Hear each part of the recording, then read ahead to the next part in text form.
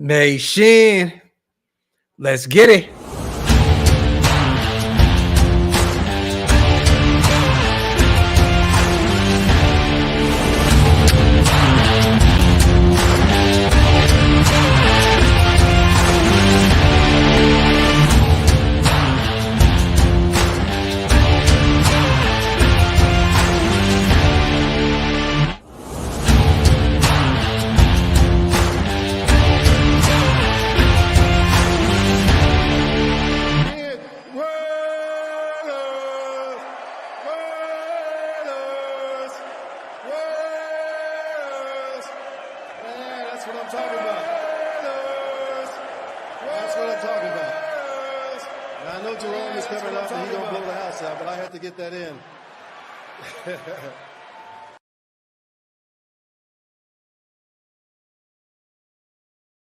Yo, salute to everybody here in the building, man. You already know what it is. I appreciate you guys. As always, salute to the chat.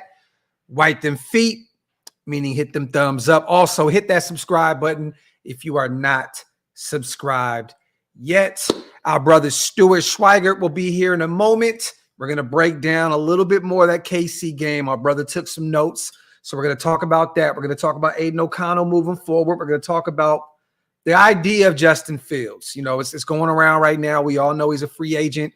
Well, not a free agent, but Chicago has a bunch of draft capital, and they're going to use some of that early draft capital, probably the Carolina Panthers pick at number 1 to go out and get the likes of a Caleb Williams or a Drake May. We're going to talk about that, you guys, real fast. Also, our brother Wasted is under the weather. He had to cancel last minute, man, not feeling too good. He's okay. He's just a little sick, but he will be back sometime during the week. So it will be me and Stu holding it down tonight. So for those who are at Wasted's channel watching early or waiting for the stream to pop up, we canceled it on his end because he's not feeling good. So other than that, I got my brother in the back.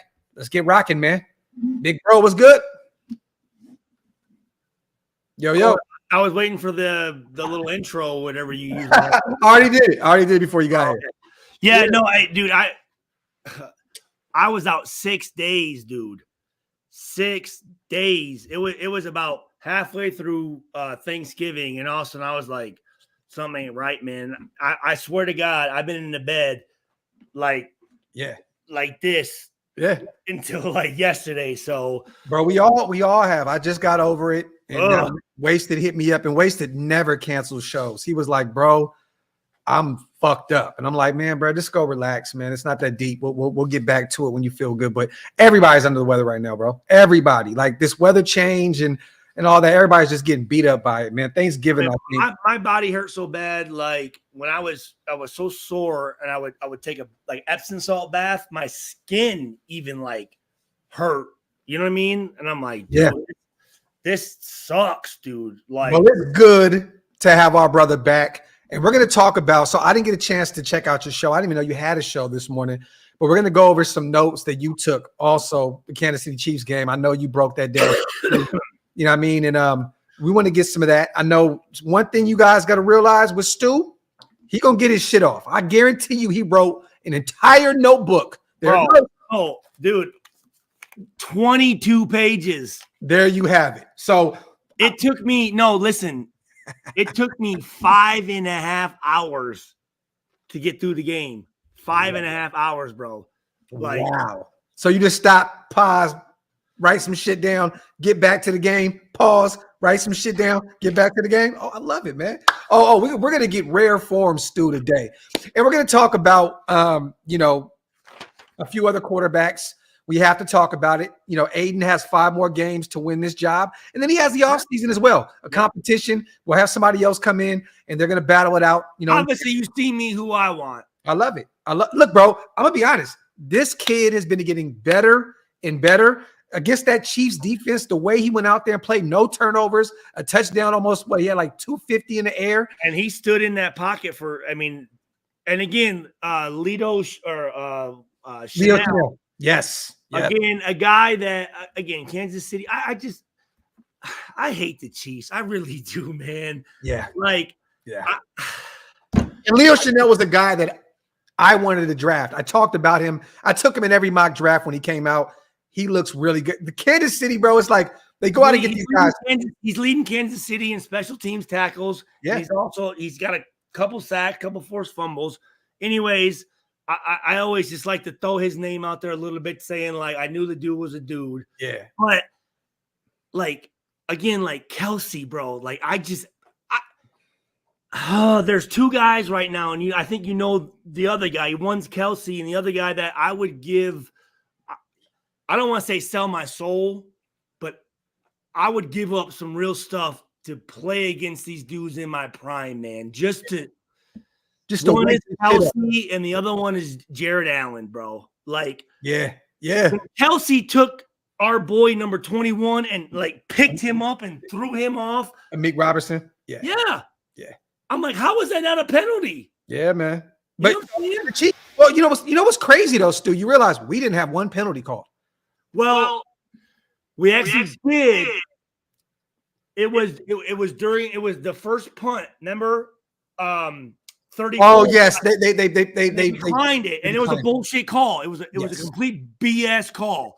When I saw them call that play, I'm going, this is gonna be a long game for us. Bro. You know, one thing I hate about Chiefs fans, I hate the Chiefs, but I was on Twitter going back and forth with a few of these guys, right? And they were saying, you guys had no penalties. How is it you against us and the refs? It's not about the penalties. It's about the ones that weren't called for us. Max was clearly held every play. Malcolm Kuntz almost got to Patrick Mahomes. They held the shit out of Malcolm Kuntz. There was so many plays where they got away with shit that we would have never gotten away with. It's insane, bro. First of all, Max Crosby not being 100 hurt us. Yes. That hurt. Did you see his knee? Did you see his knee? Yeah. And here's the thing: when you there's a give and take with everything, and when you have a swollen knee and you drain that fluid, it opens you up for infection. And yes, and he ended up having one. Yeah. And bro, they said they did a breakdown on his knee. They said that there was like a 10 to 12% chance he could have died playing with that infection in his knee. Yeah. That's insane, bro. Like Max is your blood ends up being toxic to your body. Yes, it's like a infected tooth, like a abscess. Abscess tooth. Yes, which kills a lot of people in jail. To be honest, which I learned during my time in jail. But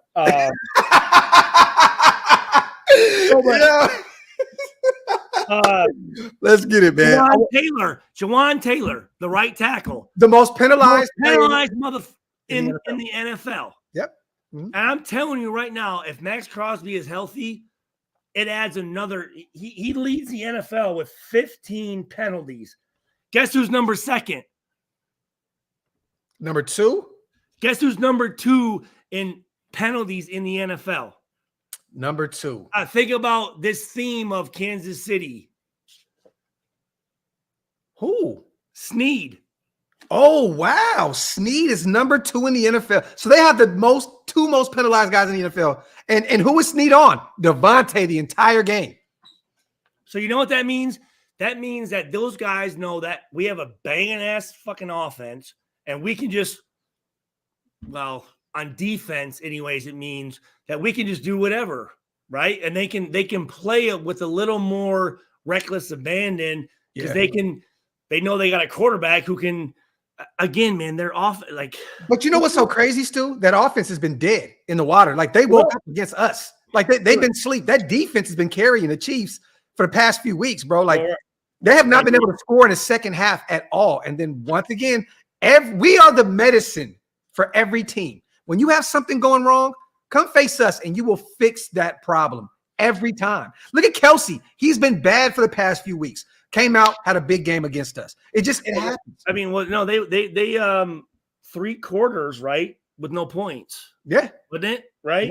Yeah. And here's the thing, and I have this quote, and I do it again. I wrote down everything, but Kelsey, I have the quote right here. I'm not playing my best football. That needs to change. And I'm going, well, you know what, Kelsey? Because are you Hollywood or are you a football player? This dude is from Ohio. Yeah. He is from Ohio, went to Cincinnati. Yep. You're not some Hollywood superstar, bro. But yet he's on every commercial. Yep. He's licking Taylor Swift's ass every day. They're which is $1 billion ass. I'm not mad at him for looking at do his thing, but you know what, bro? Like, who are you? But yet he's like this enforcer, grabbing dudes and throwing dudes and pushing guys. I'm like, are you a blue collar football player? Because I know your brother is as an offensive lineman playing for Philadelphia. Yeah. Like, I don't like him either. Don't get me wrong. I hate all of them. Yeah. But at least his brother stays true to. He's the best at his position. He plays football, at a high level. He will retire at Eagle. He wants to be like this enforcer, tough guy, but like you're with the Chiefs, but then you're behind your superstar girlfriend. Like, dude, you gotta pick. You gotta pick a lane, bro. Like, who are you? But you know what though? The thing that sucks is he picked and he chose to play well against us like he always does. The only reason that he got his whole shit going was because they had to do the reverse pass flick, this stuff. And who's one of the guys that I was happy to get as a free agent draft pick a year ago as a safety? Oh, you talking about Chris Smith? Wait, no. You talking about Merrick a few years back? No, last year. From USC. Oh, call him out. That whole reverse thing was all on him. Yeah. It was all on him. And I can go over what it was, his bad eyes. That was it. But that little trick fuck play is the only thing that got him rolling, right? Mm-hmm. And I just let me ask you this, Stu, real quick. I talked about this a little bit on Coffee and Convo yesterday, right? So you look at the stats. You look at Mahomes, right? 27 for 34, 298, 2 touchdowns, no picks, was sacked once. You look at their run game, right? They have 69 yards. I'm going to say this. Isaiah Pacheco. Yeah. Second-year guy, right? He's a baller. 614 yards coming into the game, 162 reception yards, 4 touchdowns, 16 broken tackles. But here's the other thing.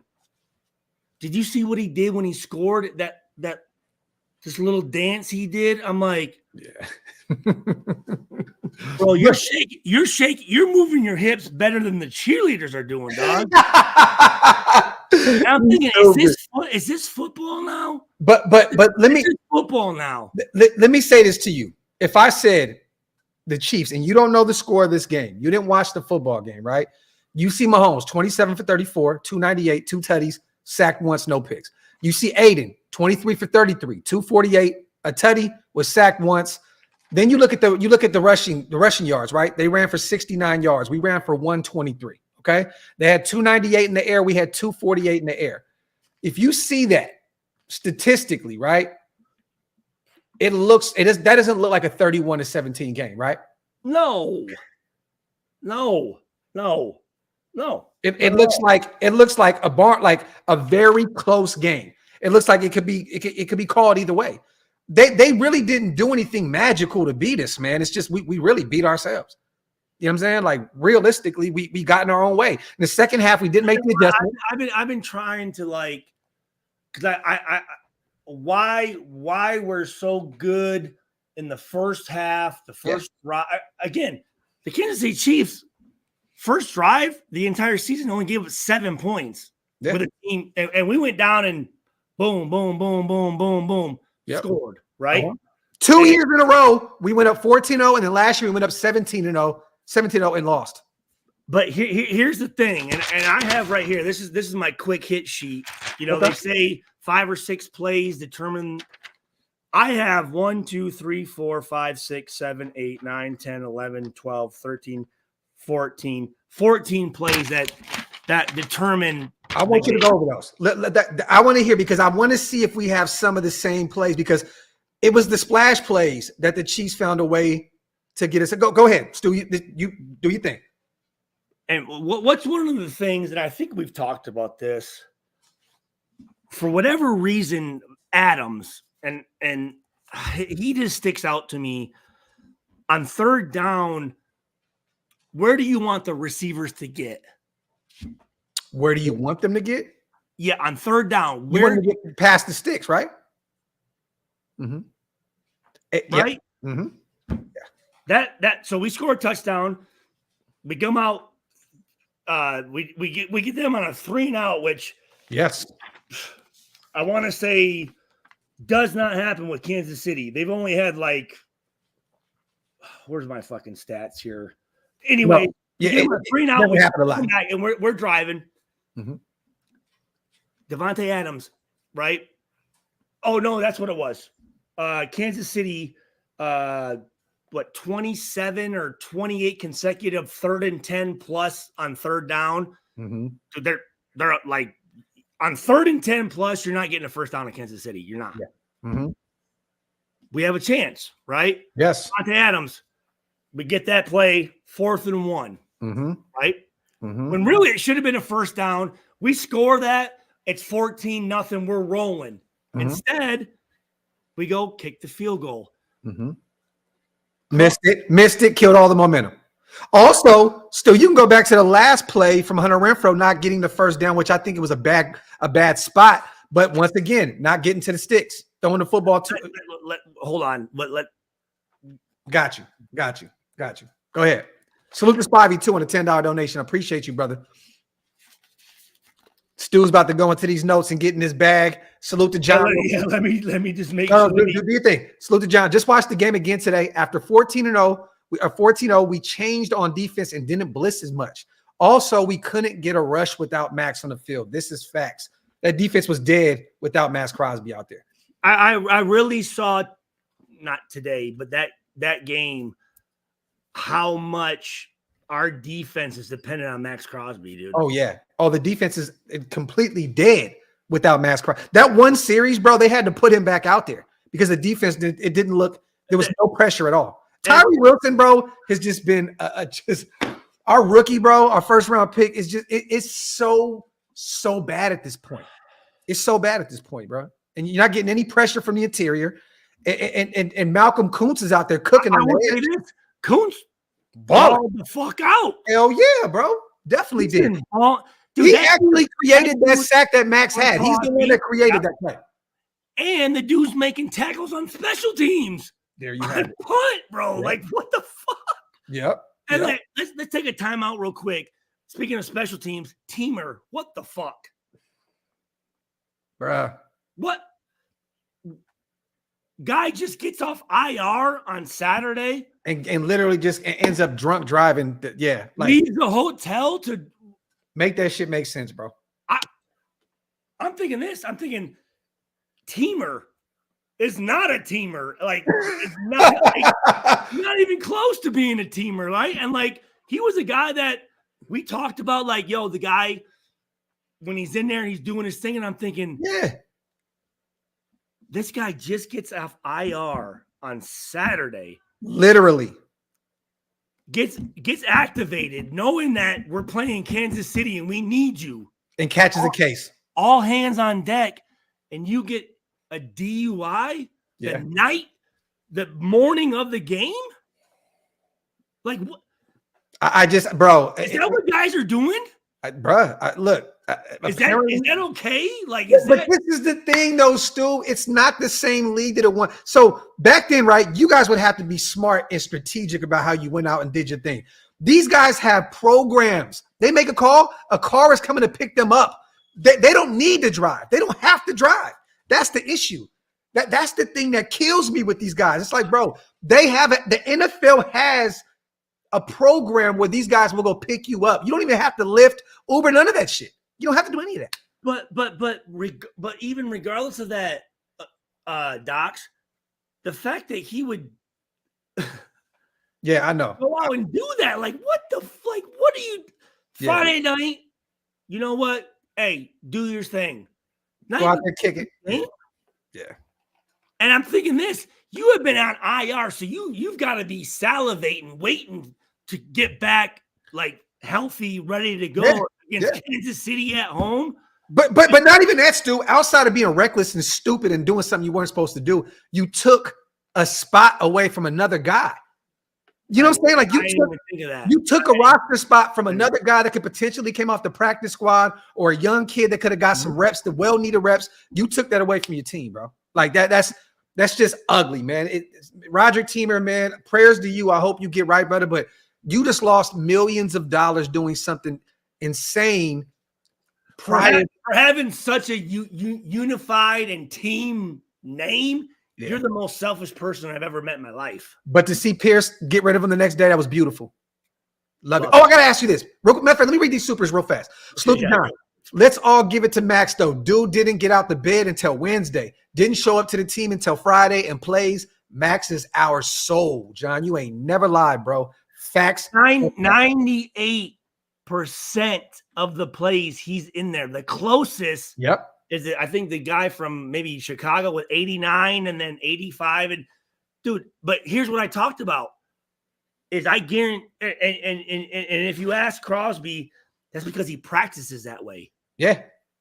Practices that way. Bro. He's never missed one game in the NFL ever. Bro, ever. That's crazy. You know why? And I have to say this. That's crazy. As hard as he plays, but football crazy. Football has saved his life, Stu. Like we've talked about this. Like, yes, you know, him dealing with sobriety. Football is the best thing for him. All he does is think family football. Like he's just so invested in this because it helps him, you know, remain sober, remain where he needs to be. He loves the game regardless. But this really bro, he's the first one in the building, the last one out. Like that's insane. And then you play that many reps.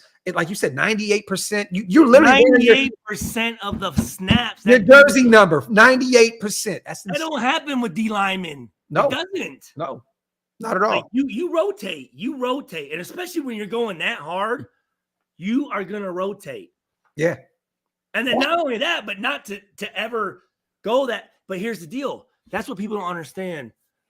Like when you go hard and you play hard, you don't get injured. Yeah. Like it's the guys that try to hold up and the guys like fucking Peters that doesn't want to throw it in there and doesn't want to. And speaking of him, I'm so glad he's gone. And I was going to ask you that next. That's what I was going to ask you. Let me read these two supers real quick. Reese, can't tell a grown man what to do, but in this case, salute to my dog Reese in the $2 down there. Salute to Spivey. Defense was like selling Girl Scout cookies without Max. This is facts. I want to know, salute to Spivey in the $5. How do you feel about us finally getting rid of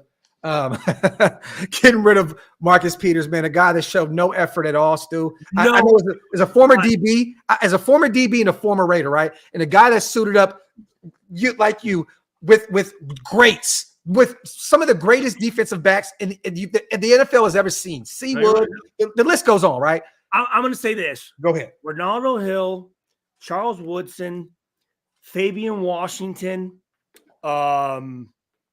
Chris Carr. These dudes, and I'm telling you, Chris Carr and Fabian Washington, they're about this big. Yeah. Bro, they are like, Fabian Washington was maybe 165 pounds, maybe. Yeah. But you know what? That little dude, he's throwing it in there. Woodson, he's throwing it in there. Namdi, throwing it in there. Chris Carr, throwing it in there. I'm sitting here watching 24. I'm going, this dude has over 20 picks in his career and all this stuff. And I'm like, but Stu, not even that. The guy is from West Oakland. His dad is a diehard Raider fan. They're both diehard. How do you play for your home team and the team that you love the way you like? He didn't give a shit, bro. He didn't care. He ran away from any kind of contact. And even this pass, even in coverage, he didn't give a shit. Well, I'm gonna tell you this. The coaches we had let that shit. I said it yesterday. If Josh McDaniels was still the coach, he'd still be a Raider. He'd still be a Raider. But this is slide. Yeah. You know what I'm saying? And here's the next evolution of this Raiders team is now we got a coach in there that's gonna let players know that this is what we're doing, right? This is how we operate. Mm-hmm. I'm waiting for our players to step up and go, hey, listen, motherfucker. you ain't coming on the field with me if you're playing like that, dude. Yeah. Well, and here's what I'm saying. Here's also what I'm going to say. Can Nate Hobbs and those young guys do that to a Marcus Peters? Because you played the game. Can some young guys come to you, a veteran, and say, yo, if you don't want to play, get the fuck off the field? Say that again. Yeah, okay. You're Marcus Peters. You're 30 years old in your career, right? You're Stu, 30-year-old Stu. You're playing in the NFL. Yep. And you got young guys like Jacorian Bennett, a rookie. You have a guy, Nate Hobbs, three-year guy, right? You have all these other young guys around you. Can they tell you shit? We just signed. Yes. Jack Jones. Jack Jones. He's in his second year, right? Can these guys tell you shit? As a veteran, can they tell you anything? Yeah, I mean, Salute to Rio. Appreciate you, bro. I would hope as a veteran that if I'm lacking, that my teammates are like, hey, bro, like, yeah, respect, but you gotta get your shit to go. Like, what's going on, bro? Like, come on. I'm just trying to figure out how, and maybe they did. I don't know, but Devontae. Oh, no, they didn't. I'm saying Devontae, Max, Josh Jacobs, Colton Miller, like the leaders, right? Your best players. There has to be some point where they're like, "Yo, are you even trying for us, bro?" There might have been a time where maybe they did say something, yeah, and then they're like, "I'm not going to keep coming back to the dude, right? Because he's going to just say what he was going to say, right?" Well, Pierce handled it anyway. You know, you've seen what happened. He had him at the middle of the field on the sideline, and what did he do? He went and cried and complained in the corner and sat in the corner after that Pierce conversation. Next thing you know, he's gone. Salute to Reese Rock. Marcus Corey Littleton Peters. Salute to Reese Rock, man. Don't bring up Corey Littleton, man. I hate that name.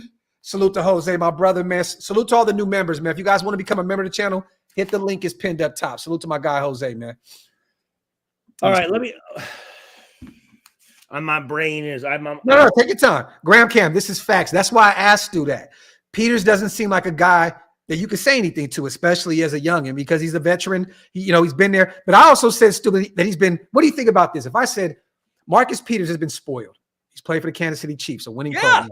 The Rams, a winning program. He played for the Baltimore Ravens, a winning program. Then you come over here to the Raiders, where we're still trying to figure this shit out. And right now, he was a pawn in a bigger game, right? He fortunately was put in some good situations, right? Where he had some really good coaching around him. He had some really good players around him. But for him to be the guy that's actually making a difference, he ain't that dude. Mm-hmm. We saw it. Yeah. Right? The problem is we needed him to be the guy to help coach up these young guys and be the guy to lead by example when he just wasn't that. You know what I mean? Salute. I told you by his feet, dog. Yes. When I saw his feet doing this shit, I said, bro, I'm like, who is this guy? And you're like, no, man, dude's got, and I looked at his stats, and I'm like, holy shit, this guy has stats. But when I saw his body language, I'm like, this dude's got to go. Like right away, you got to go, bro. Yeah. You have to go. Facts. Right? And I'm watching him like, and there's a play in this game where and again, I know exactly what play you're talking about, where the receiver caught the ball behind the line of scrimmage. He ran towards the edge, and Marcus Peters just wasn't even close. Walked off. Wasn't even close. Yeah. It was there wasn't even, I wouldn't even call it a missed tackle. No, bro, he didn't attempt to. He just moved out the way. He literally moved out the way, bro. It was disgusting. I said, what? So, okay. Salute the Raider or die.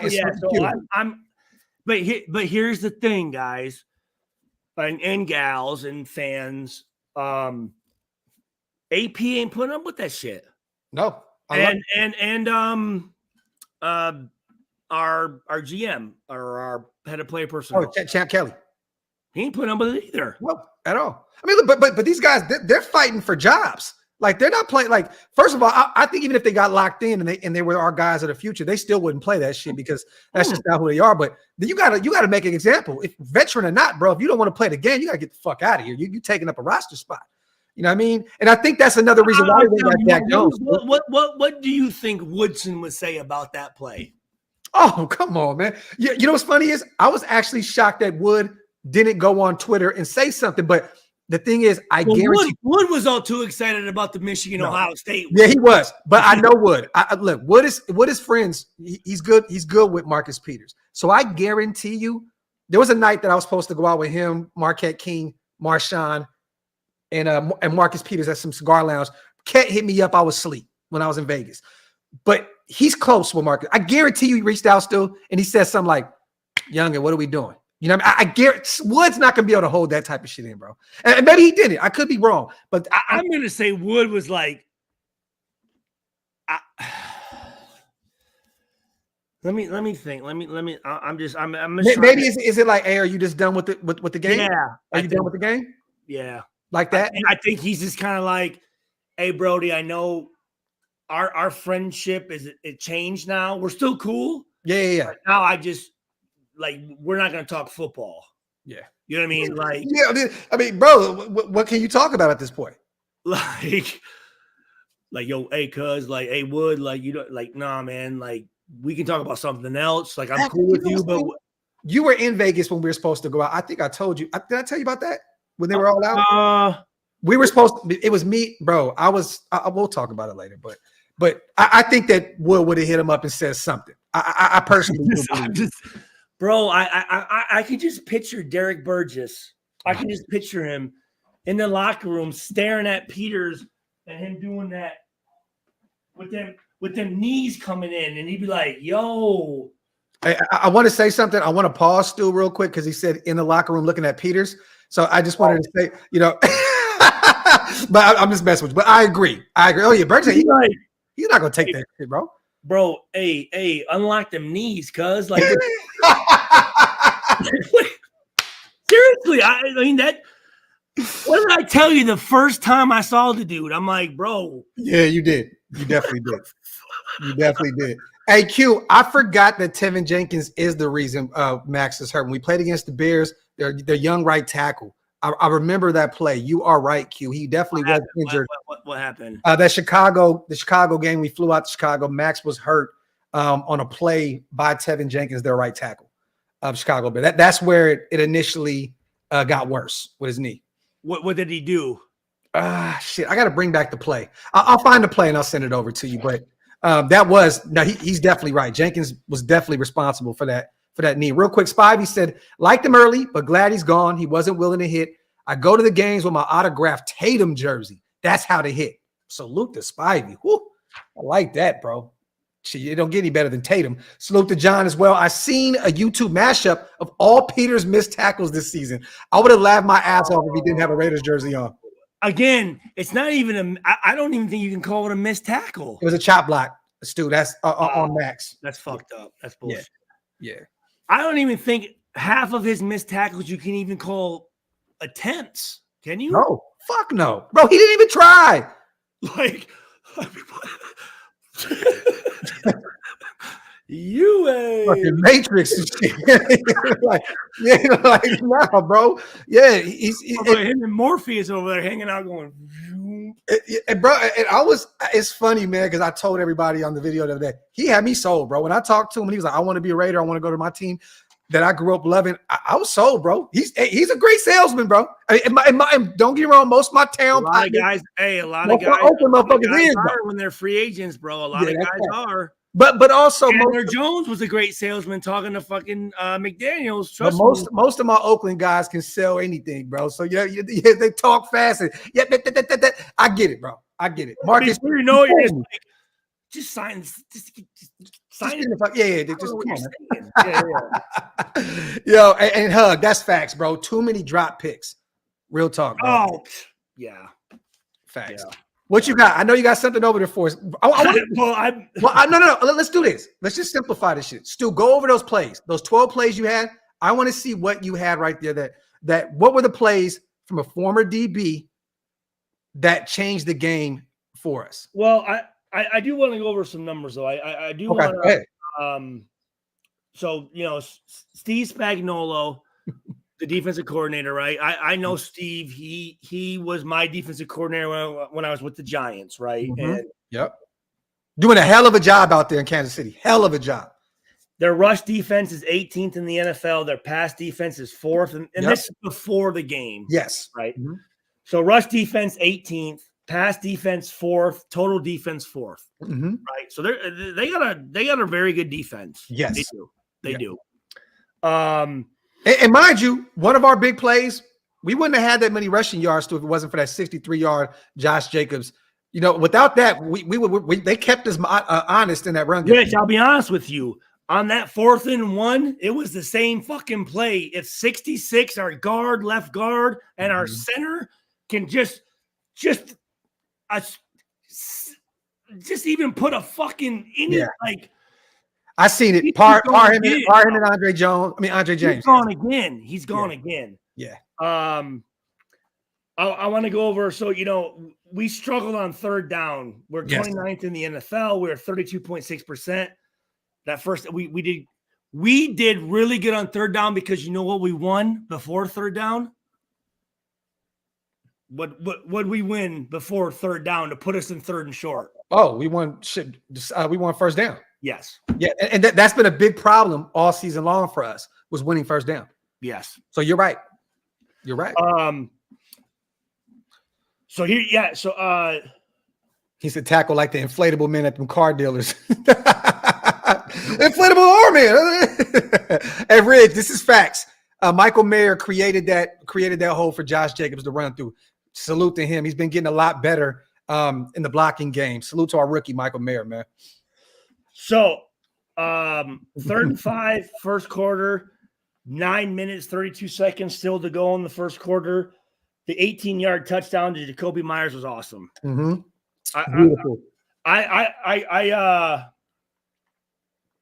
Did I draw it up? Yes, I did. I drew it up. And one of the things that's been driving me fucking nuts with the NFL and the Raiders and the Chiefs and every team is, for whatever reason, when the offense gets in a stack formation where you have a point and 2 guys here, the defense should be doing a combo coverage. They should be, whatever they're in. It doesn't matter if it's zone, if it's man. That's a defense within the defense. They should be making a call, and teams are doing it, and it's exploited every week. I mean, we exploited it against Kansas City, and Kansas City exploited it against us in the same game. So the play with the very first touchdown, it was a great offensive call. Great offensive call. You're talking about the Myers touchdown, right? The very first, our first touchdown.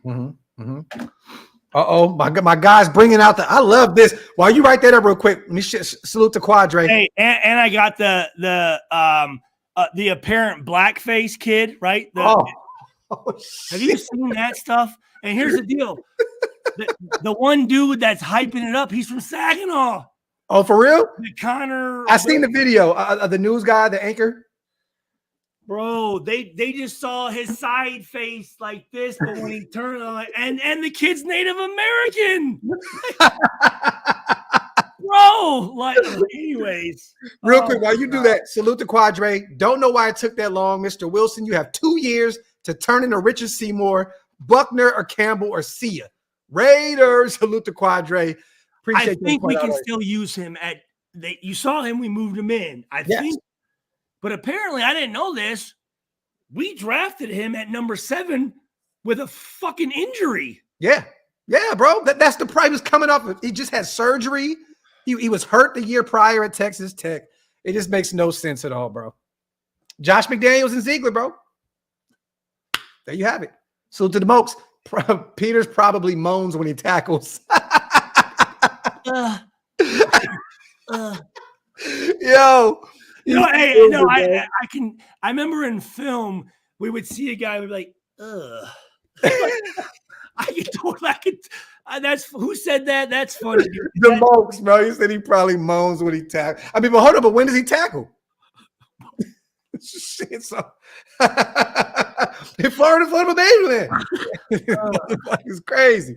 Salute to Spivey once again. While Stu draws up the play, I've taken 7 of my grandkids to Raider games, all wearing Tatum jerseys. They call me the assassin. Raider Nation for life fans since 1968. Salute to one of our OGs, Ace Spivey, man. Appreciate you, brother, for all the support. Love our OG Raider fans that have been there since day one. Salute to you, brother, and I hope you continue that, that trend with you and your grandkids, man. It's a beautiful, beautiful thing. Still, what you got for us? Let me see. Wait, hold on. Okay, you're still drawing it up.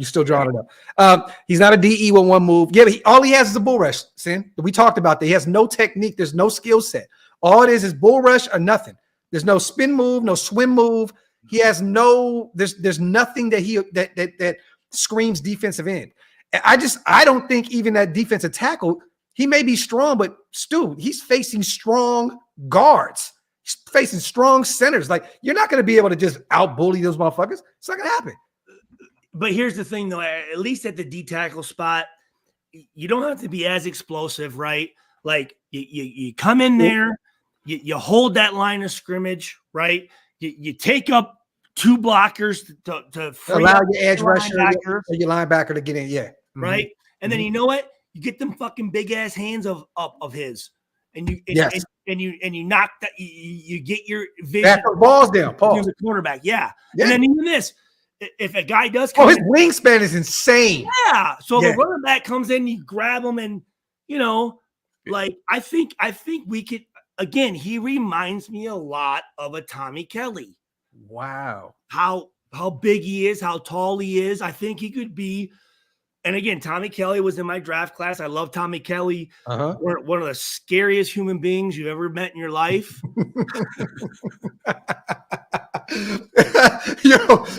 Why? Just it looks insane. So how Mississippi State's the Bulldogs? Yeah. He looked like the fucking Bulldog. And I would say this to Tommy, you know this right now, but yeah, he had that lip that hung down here, and he had that kind of eye, and he rolled up in a freaking remember the old Caprice cars, all black cop car. I'm like, what the fuck is this dude, man? Like, yo, we got to go find Tommy Kelly, bro. No, I have his number, and him and his wife and my wife were Kim. I want to say her name was Kim.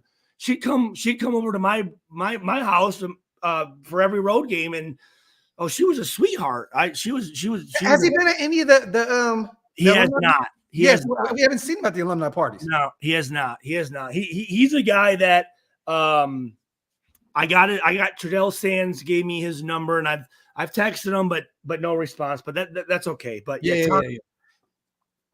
he was a perfect fit for the Mississippi Bulldogs. I mean, salute to Jose. AP is literally trimming the fat that Josh left. This is facts, Jose. Facts plus tax, my brother. Salute to Alan on the $5 donation as well. We are 5-7. If we win out, do you think we make a wild card? And do you think AP will be our head coach? I definitely think that AP will be the guy. And Alan, you can definitely sneak in at 10-7 because a lot of conference games left. The Chargers, the Chiefs, the Colts, the Broncos. Minnesota's the only game left that's not a conference game. So if you can go on a run and win 4 conference games. As you saw last week, Minnesota ain't. Oh, man. Yeah, they're getting Justin Jefferson back next week. But, I mean, without a quarterback, how the hell is he going to get the ball? Dobbs needs to grow some eyebrows before he wants to come in and win some games, dog. I think it's like alopecia, right? Yeah, I think it's alopecia. Yeah, actually, if there was a disease that'd be a pretty dope one not to have any hair, right? Yeah. Just clean ass balls, no hairy asshole, no. Yo, I didn't think of it like that, bro. Of course, Stu would be the one to bring it up. Man, I had to trim my shit up yesterday. My shit when I was dead in the bed for 6 days. I'm like, yo, I gotta clean up, baby. Yo, salute to Josh. So, chat, if you haven't been on Stu's show, we will hit all directions but those notes. Love you, Stu. All right, so let me just. I'm almost ready here. Nah, take your time, man. Hey, real quick, y'all. OakLosVegas, man. Go to OakLosVegas.com. Go grab some drip. Go grab a coffee mug, man. Salute to you guys. Everybody that's been supporting the website. I appreciate you guys. For real. And hey, wipe them feet, y'all. Hit them thumbs up. Also, if you're not subscribed yet, hit that subscribe button. And real quick, also, Stu's name is right there on the screen. That is his YouTube channel on YouTube. If you can, If you got to leave real quick to go over there and hit that sub button, go do that, man. Hit that sub button. Subscribe to our brother. He goes over there and puts on shows. Stu will be live for 4 or 5 hours. And I have a lot of good content from back in the day, man. Yes. So go check out some of the work. Salute. Alex says, show us the board, Stu. I just want to make. Here's the deal. You got to, right? What do they say? Measure twice, cut once. I just want to make sure I have the numbers right. Because if I put up a wrong number, this stupid motherfucker don't know who is this fucking guy you have on the show, Graphk? This dude doesn't know fucking shit. Hey, did you reach out to Aidan after the game? Dude, I just literally yesterday came out of a coma. Oh yeah, okay, got you. So I have not. I know you usually reach out to Aidan after the game. Yeah, I mean, I haven't yet. I haven't. Hey, how'd you feel about that George sack on Aidan and him picking him up, giving him that hug?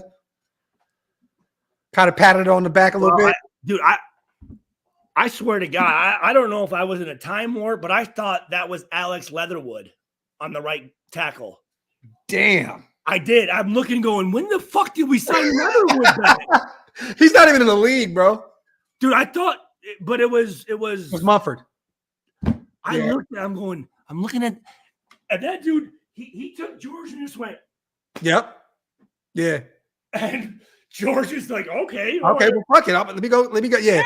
And George definitely went light on Aidan too. He could have went in there and just. Well, dude, he could have broke his neck. Yeah, definitely. I don't.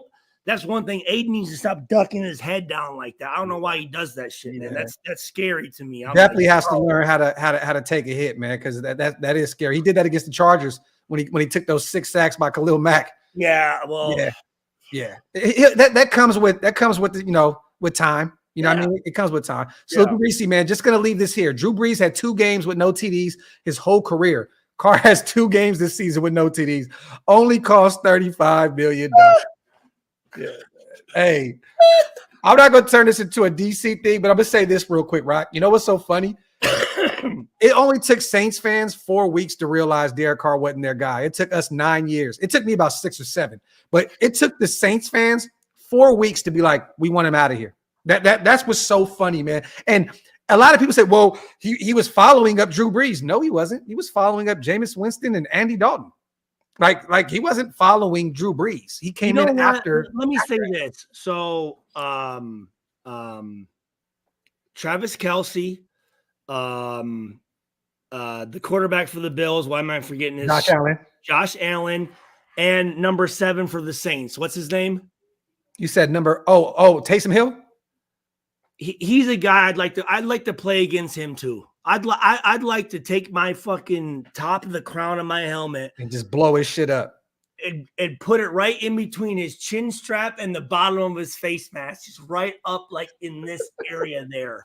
He bothers me too. I don't know why. It's because he's like a one-trick pony. It's like a guy that he got paid a couple of years ago, right? Yeah. They gave him a deal that has never been seen before. It was like a juiced, like a long extension. It's like hella years, but like the way they formed it, it's a weird contract. I can't even explain the shit. But they utilize him a lot in red zone situations, and now when they got a quarterback that can't score in the red zone, they bring in and Taysom and try to score. Man, it's facts.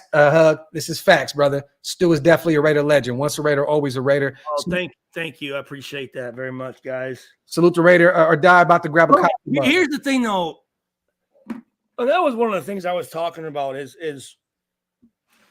I don't think these new guys understand what it. They're kind of getting there now that AP's under the helm, but what it means to be a Raider. Yes, you're saying like a Raider's not a guy that has late hits and has personal fouls and is a dude that gets in trouble with the law and is a guy that like that's not being. You can be an outlaw without being a dumbass. Yeah. Right? Yeah. Like, here's the thing. To be a bad motherfucker and a tough motherfucker and an intimidating motherfucker within the rules, that's a scary dude, bro. Yes. You know what I'm saying? That's what a Raider is. All the old school guys. Yeah. And again, I love Crosby, but sometimes I feel like he tries to. It's like, bro, no. It's not about pushing dudes after the play and like trying to hit dudes late. Like Kuntz hitting fucking Mahomes. That's a Raider. Yeah, and Mahomes falling and throwing the ball and doing this shit like. But let me ask you this: at some point, right? Max is not really getting a lot of help, and he hasn't really had a lot of help. I think some of that comes from frustration. Like, man, like, bro, can somebody outside of me get to this fucking quarterback? You know what I'm saying? Like, and mind you, Kuntz had a game, but it's just at some point, man. And I get frustrated, but again, as a dude, you know when to let your frustrations out. Definitely, legally. Definitely, I agree. You know what I'm saying? Because there's times where I'm like, Matt, like you know what I'm saying? Like, yeah, be careful now. You know what I'm saying? Like, and being an outlaw is getting arrested and is going out drinking. No, that's not what a Raider's about. Like, that's not what it is. A Raider is about being a bad motherfucker within the rules of the game, man. Charles Woodson. Well, I mean, you no trouble. We even offensive side of the football, like Tim Brown, like Jim Otto. I mean, I heard stories of Jim Otto, like Matuziak. Yeah, Tools was crazy though. Tools was a maniac, bro. Rod Martin, our head trainer. Remember Rod with the Rod was actually supposed to come on the show with the hair. I'm like, that motherfucker over there, right? Yeah. He told me some stories. Crazy, bro. But I agree with you though. Within the rules, I hear what you're saying. Yeah. Like, you know what? But you gotta realize though that when those guys played, a lot of these rules didn't even apply. So I know. So it was different. You know what I'm saying? I know. I mean, I know.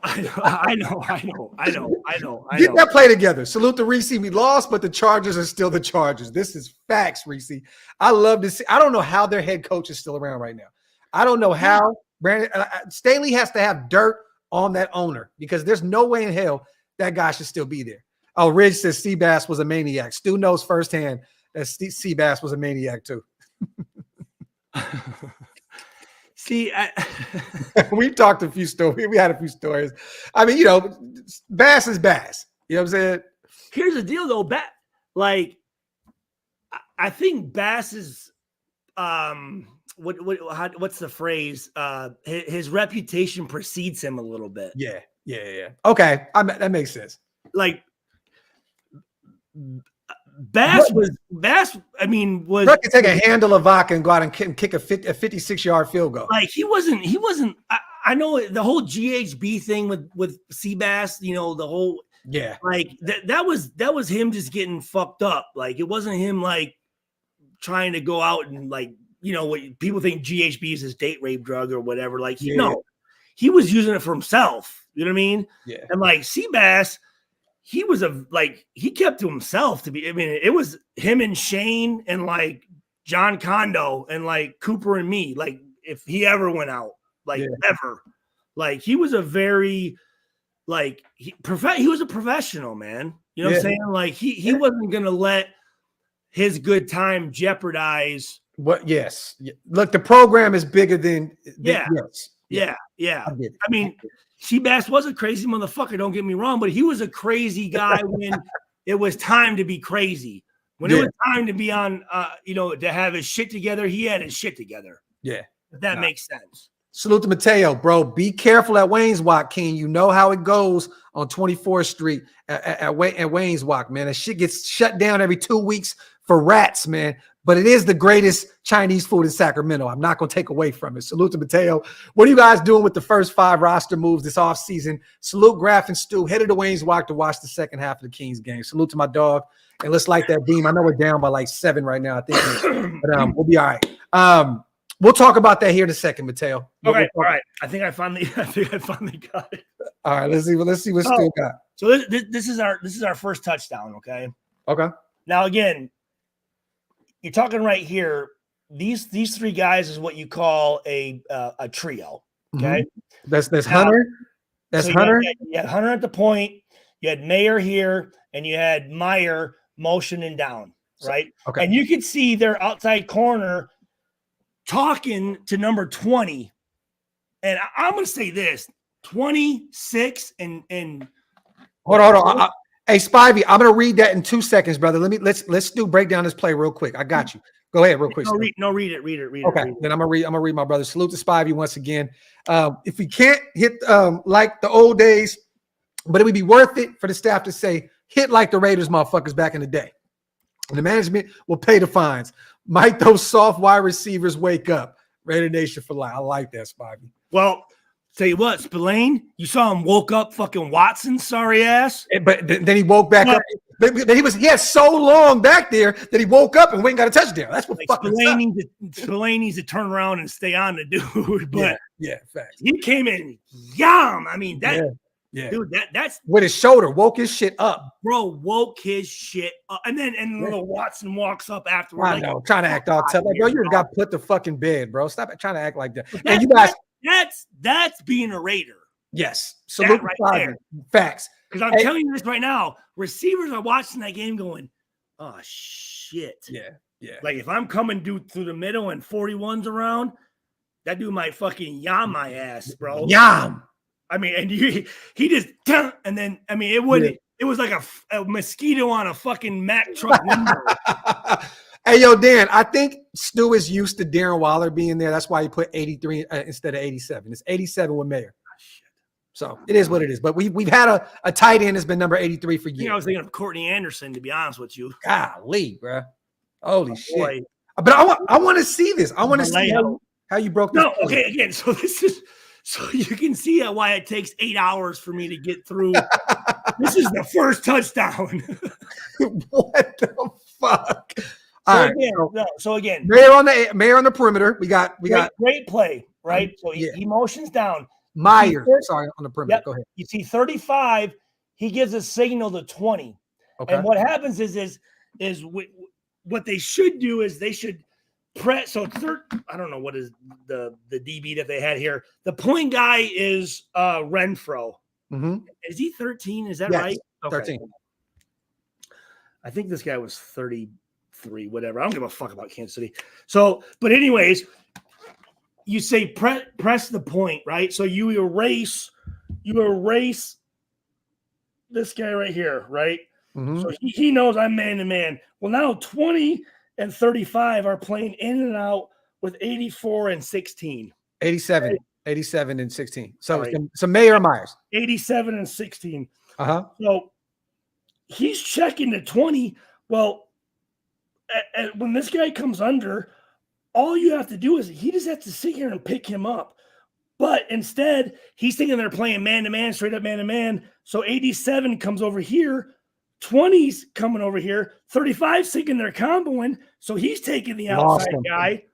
And now 16 runs right up here untouched. But here's where the coaching comes in.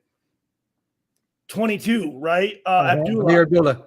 They send him out here, which takes the middle linebacker out this way. Mm-hmm. Kansas City's playing 2-man, right? So they take Devontae Adams, put him outside, which is going to push the corner and this safety over here. So now it's basically a one-on-one tackle between our receiver and this safety from distance. And as you saw, he made a miss and come up.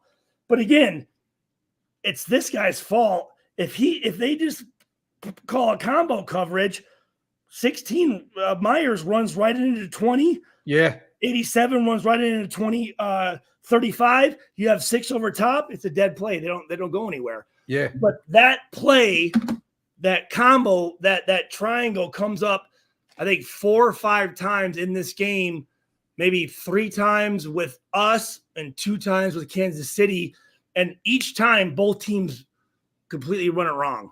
Yeah. And it fucks them both times. So that's been a common theme in the NFL this season, actually the last 3 seasons, that I don't understand why it's happening. You don't man-to-man a bunch set because, and again, we saw Kansas City, right? Kansas City was running everything within with inside the numbers. I love seeing this shit because bro, when you said that linebacker got pulled because of Amir Abdullah going, like we need this right, right here. This is fire. So you see it, right? So you're sitting there as a quarterback, knowing it's 2-man. You have Abdullah over here. He runs here. 23 takes him, right? You have Mayer coming outside to take 20's dumbass there. And I'll say this: Kansas City safeties, I thought were trash. Yeah, I thought they were terrible. Yeah, that play that number 20 made the tackle, but Jacobs fucking smoked his ass. Yeah. Oh yeah, yeah. Oh, dude. Yeah. Bombed his ass. And the other thing I like was, you have what's Kansas City's Chachichi, or what's his name? Number 10, the running back, or number it's my Pacheco. Pacheco. He's over here. Yeah. Doing that goofy shit. Moving like what is it? Like Rihanna or some shit, right? Yeah. And you have our running back where he's running out and he's taking Snead and bomb. Yeah. Right? Yeah. Like this, and Snead tried to come up and was like, and Jacobs was like, don't fucking talk to me, man. Yeah. You know what I'm saying? Like, cooked his ass and walked off on him. That's being a Raider, right? Yeah. That's what's being a Raider. Like, this is smushing your ass and then having the dude trying to come up and be like, hey, bro, like, hey, shit. He's like, fuck out of here. Like, no, I'm not fucking with you, dude. Nah, I like that. Smart. Didn't give into it to potentially give up a 15-yard stupid penalty. Well, not only giving, it's not even giving into it. It's just about him being like, dude, we're not friends. I don't like you. Yeah. Yeah, simple and plain. I really don't know you. I'm not on your team. I don't fuck with you. Like, yeah, get the fuck away from me type of thing, right? What did you see? Did you have any feedback on that Jacobs run? Because we had 2 TDs, we had a field goal. The one other one was Jacobs with that 63-yarder. Did you get a chance to break that? I'll tell you this: the 63-yard touchdown run. God damn it! There's so many. We didn't even go back to what I was going to say was one of the first plays of our downfall. Again, we're up by 7. We give the ball back to Kansas City, 3 and out, right? Yeah. We're driving. Devontae Adams not getting to that fucking stick for the first down. Mm-hmm. So then, instead of being a first down and us potentially scoring, we decided to kick the field goal, which we missed, right? Which is a huge momentum shift. Oh, huge. It killed us. Yeah. Even though defense comes out, I think that was a 4 and out, right? And then the run by Jacobs was a great block by Mayer. That was fire. Here's the thing.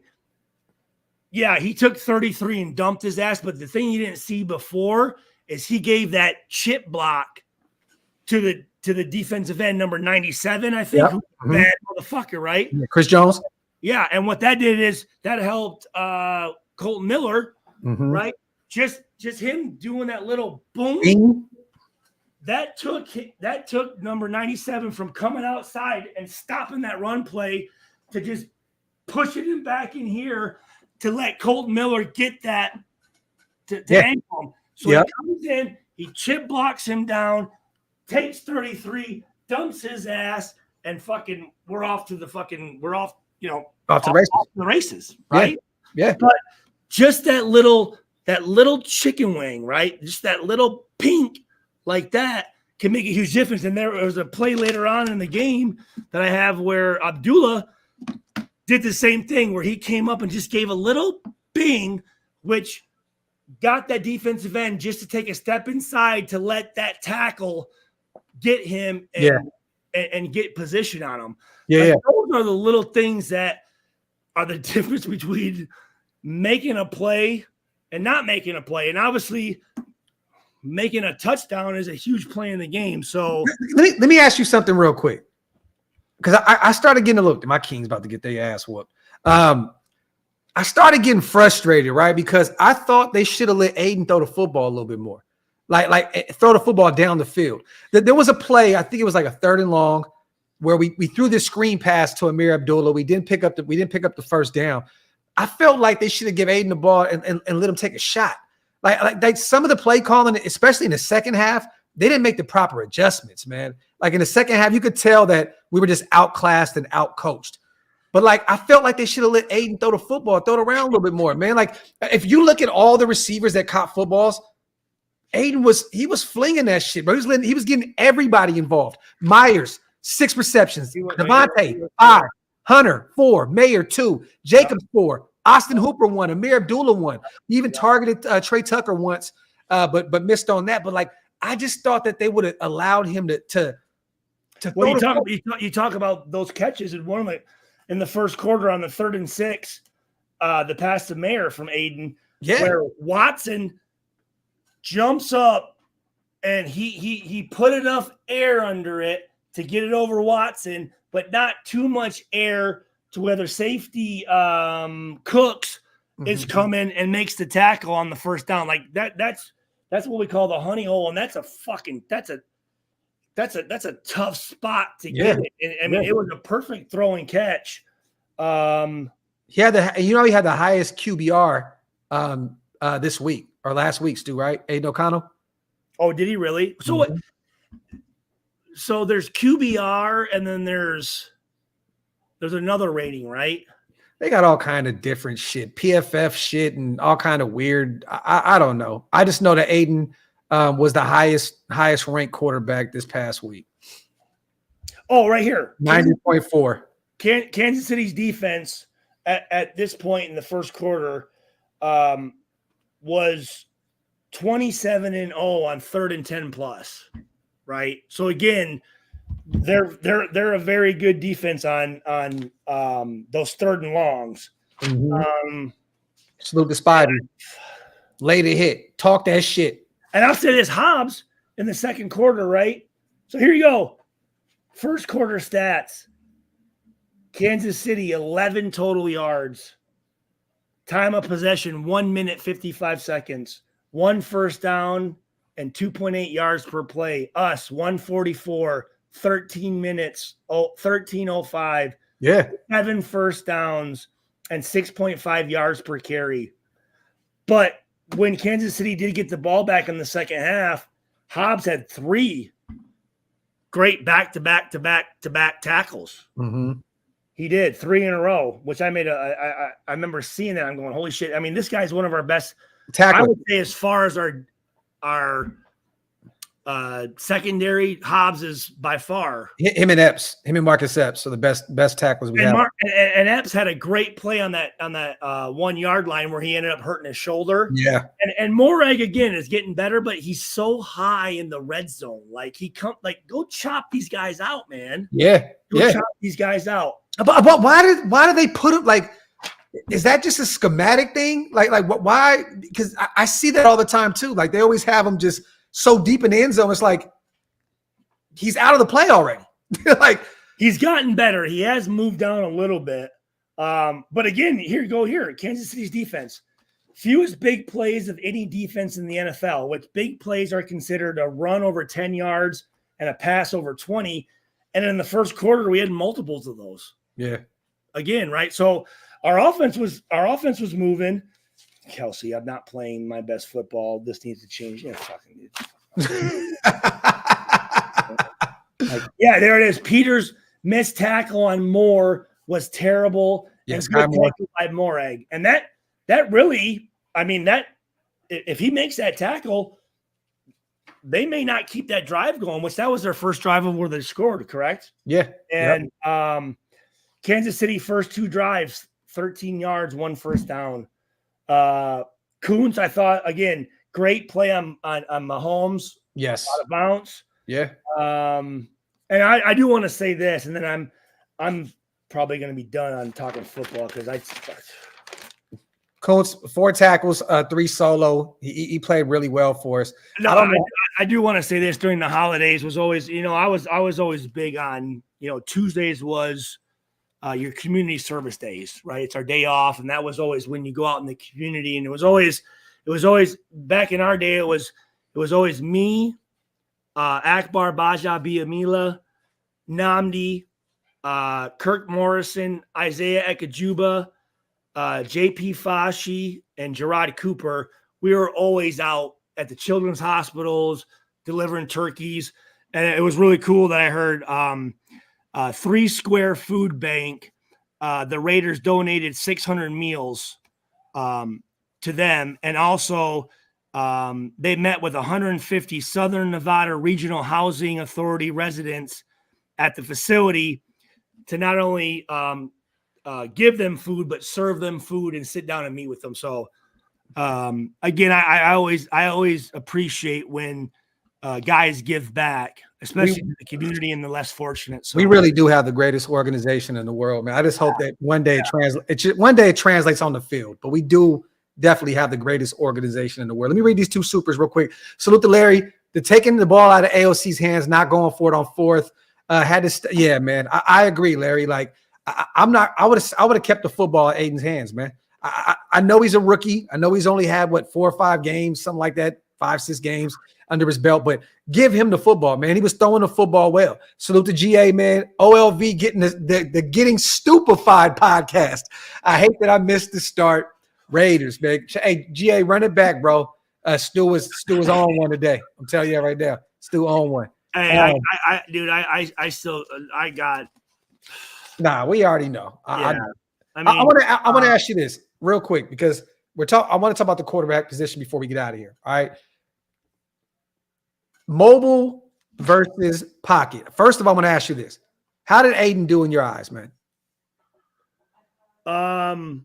Let me do this. Kansas City's offense in the first half.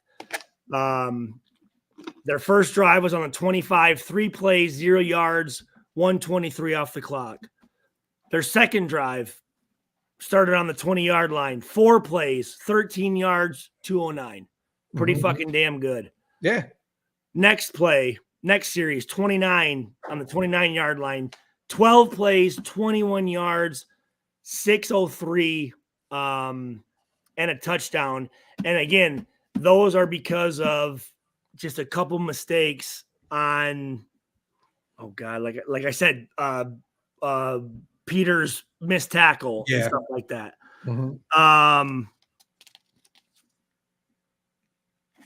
DeMarcus. And then let me read the Raiders first half. Started on the 25, 9 plays, 75 yards, touchdowns. Touchdown, 5:28 off the clock. Next series on the 19-yard line, 14 plays, 69 yards, the missed field goal. And we talked about Devontae Adams not getting the first and then missed field goal. The huge opportunity lost.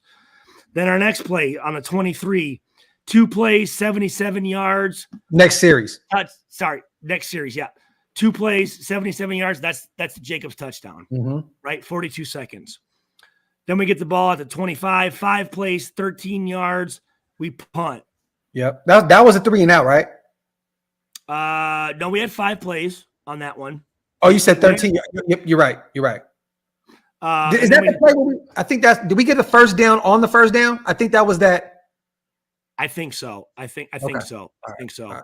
And then we got the ball back on the 20, 27, 2 plays, 11 yards, and then it was halftime. So, and then you have our kicker Carlson who misses a field goal, and then AJ Cole, who's number 1 net punt and number 2 gross, and then 2-time Pro kicks a 32-yard punt.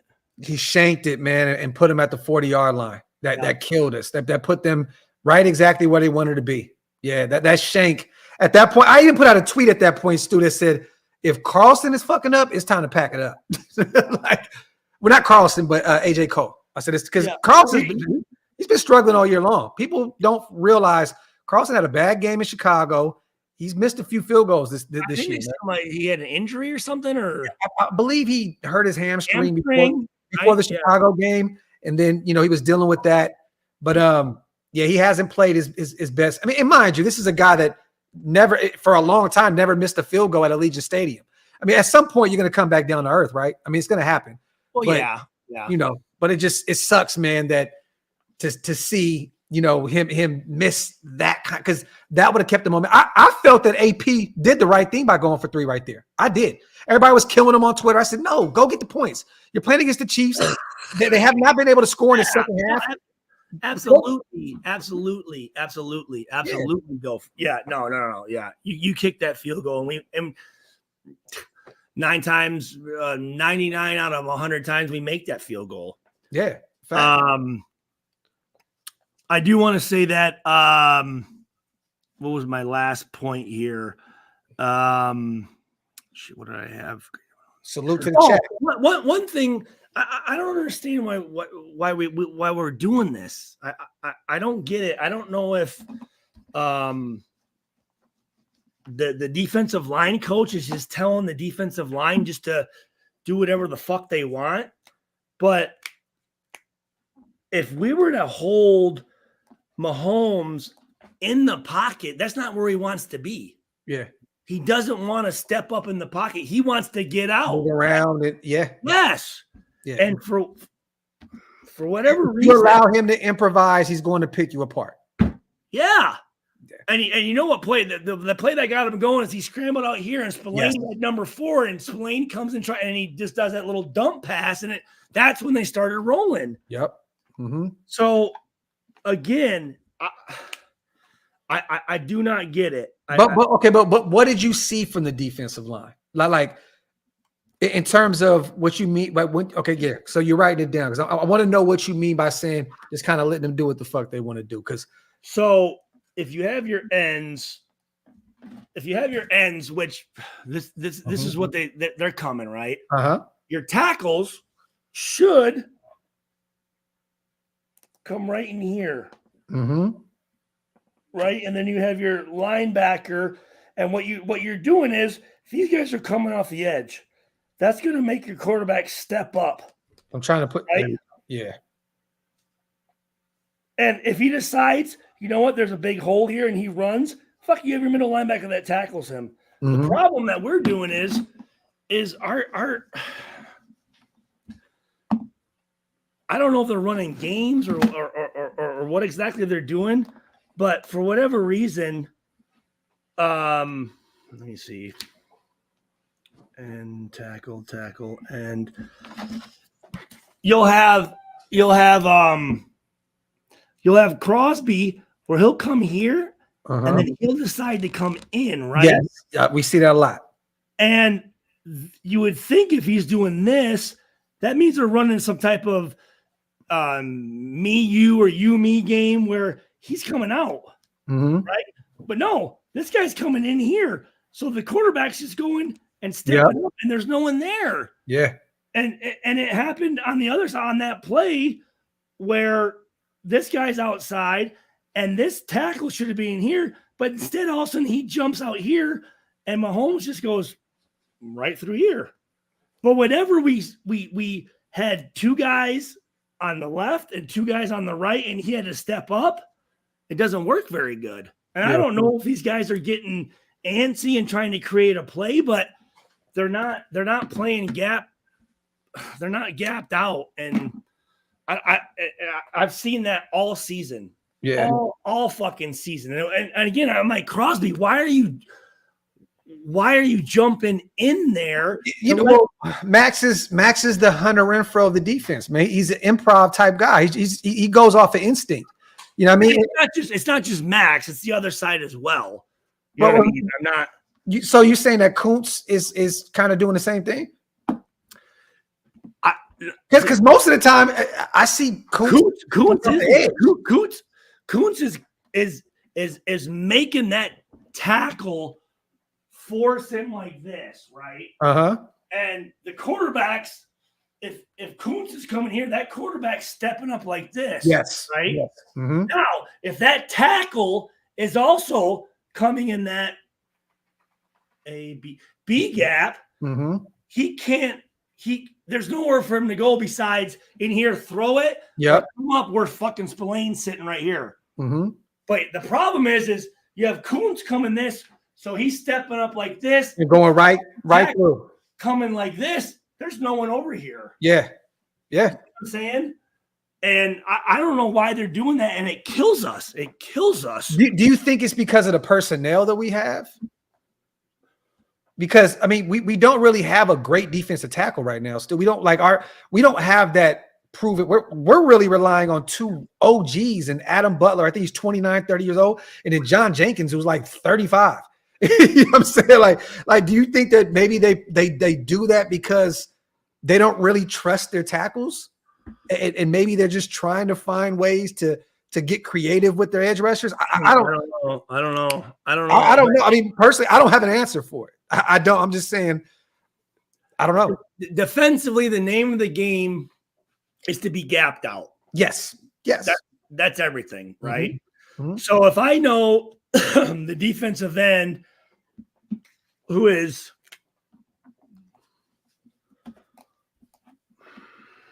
BC. see A, B, C, A, B, C, right? So if it's to make it simple, just right, you have the center, you have A gap, B, right? Mm-hmm. If I know this end is out here on this C gap, and this end is on the C gap, and I know this tackle is going to take, let's say, the A gap, Okay, and this A gap, right? Then you have Diablo, and you have Spillane. Mm-hmm. Well, they got the B gaps, right? Okay. So this quarterback, he's got nowhere to go, right? Mm-hmm. Even if he feels pressure up here and he feels pressure on the outside and he decides to come up here, there's a linebacker here. He comes up here, there's another linebacker over here. But what happens is if you got two guys in that same situation,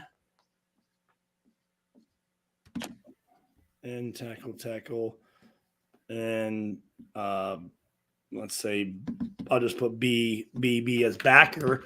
Yeah. Now, if you have this guy coming over here, right? So Coons. And here's the quarterback, and this guy is coming up here, right? Mm-hmm. And we have this guy coming here, and all of a sudden, let's say, and I'm not singling out Max, but let's say Max comes here, then all of a sudden jumps over, comes in here. Well, now we have two guys in one gap, and now there's a free lane over here. Yeah, and we do that constantly. And I saw our best success was when we had the ends coming on the outside, we had the tackles coming in the B gaps, and we were forcing Mahomes to come up, straight up behind his center's ass in the pocket, rather than him getting outside. That's when he starts doing the flips and this and runs and all this stuff. And you know who ends up being the guy that has to clean up that mess most of the time is Nate Hobbs, right?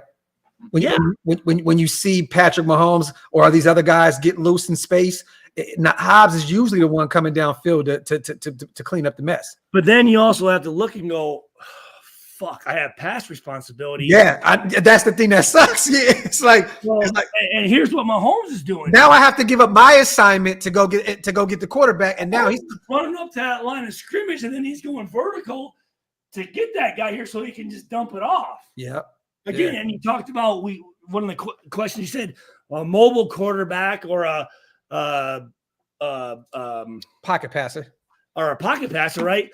He's being a quarterback where he's being mobile to pass it, right? Like he's moving around. He doesn't want to run. No, Patrick Mahomes he don't want to get hit. He's a dual threat guy. He's a dual guy. He's a guy that can run if he needs to, and he can make plays on the fly. I don't consider like mobile quarterback is Justin Fields, a guy that literally put up like 15, I think he had like 1,500 yards rushing last year. Like that is a guy that is a mobile quarterback, a guy that's still trying to figure it out in the passing part of being a quarterback. That is a guy that is a mobile guy. Now, I personally want a dual threat. In a perfect world, you can have a guy like Aidan that'll sit in the pocket, and that's where he's going to create from, right? That's where that's his game. Yeah, but when you say a dual threat, do you want a quarterback where you have actual run plays? No, me personally, I don't want that because that's where these guys get beat up and get hurt. You know what I mean? And that's one of the reasons why I don't I like Justin Fields, and I'm not against taking a look at him in the offseason if Chicago moves on from him. But I want a guy personally that can stand in the pocket. It's like Patrick Mahomes. It's like a Burrow.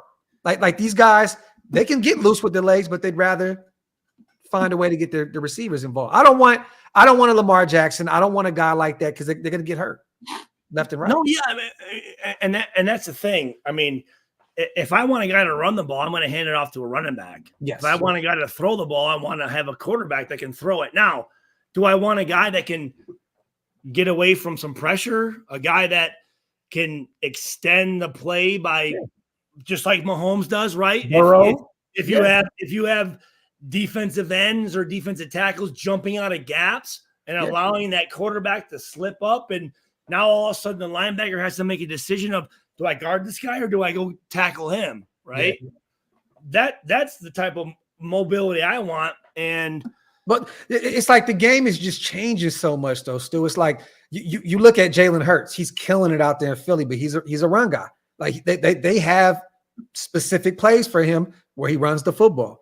You know what I'm saying? Lamar Jackson, that's been his bread and butter since he's been in the league. You know what I'm saying? And he could throw the football, don't get me wrong, and Jalen can too. But at some point, it's going to catch up to you, right? You see it year in and year out. These guys get injured. Lamar's missed a lot of football this year. He's been lucky. To play every game. If you look at, again, so you talk about Justin Fields in his rookie year in 2021, he only carried the ball 20 or 72 times for 420 yards. Yes, but his second year was the year where he was like his second year. Now he went up to 160 for 1,100 yards. That's what was 1,100 yards. 7.1 yards per carry, 8 touchdowns, 9 fumbles. Yeah, and that happens, right? But I mean, that's going to happen. If you got a run first quarterback, fumbles are going to happen, especially. I don't know, man. I would love to have a traditional pocket guy, but can also, when the pocket collapses, a guy that can use his legs and create another play. You know what I'm saying? And I know that, Aidan is the pocket guy, but I also feel like if they give him some time to adapt to, the league, I think that we could find a way for him to utilize his legs a little bit. You don't want him to use his legs too much, but you have to be able to create some plays on the fly though, right, Stu? Just to compare, right? So, Justin Fields, his first year, 72 carries. His second year, 160 carries. This year, 77 carries. Right. And mind you, he's doing all this with a bad O-line, one of the worst O-lines in the NFL. Lamar Jackson, 147 carries, 176 carries, 159 carries, 133 carries. Wrong O-line. 112 carries. You're giving up his rookie year 10 fumbles, then his next year 8 fumbles, 5 fumbles. You're having your quarterback take a lot of fucking hits, man. Yeah, and that's why he's missed football games. That's why this year he was injured. It's an interesting thing though, because Chicago's going to move on from him. They got the first pick. They're probably going to have the second pick too. He has 2 years left on his deal, Stu. Rookie scale contract. He has 4th year and then has a 5th year option on his contract. So you can Fields? Huh? This is Fields? Yes, this is Fields. So let's just say you wanted to take a shot at him. Champ Kelly's the former GM in Chicago. He has some pull with them over there, right? And let's just say most NFL teams are going to realize, look, we know what you're doing with Justin Fields. We're not going to give you first round picks and all this other shit because we know you're going to draft a quarterback. So you're already – I'm going to say this.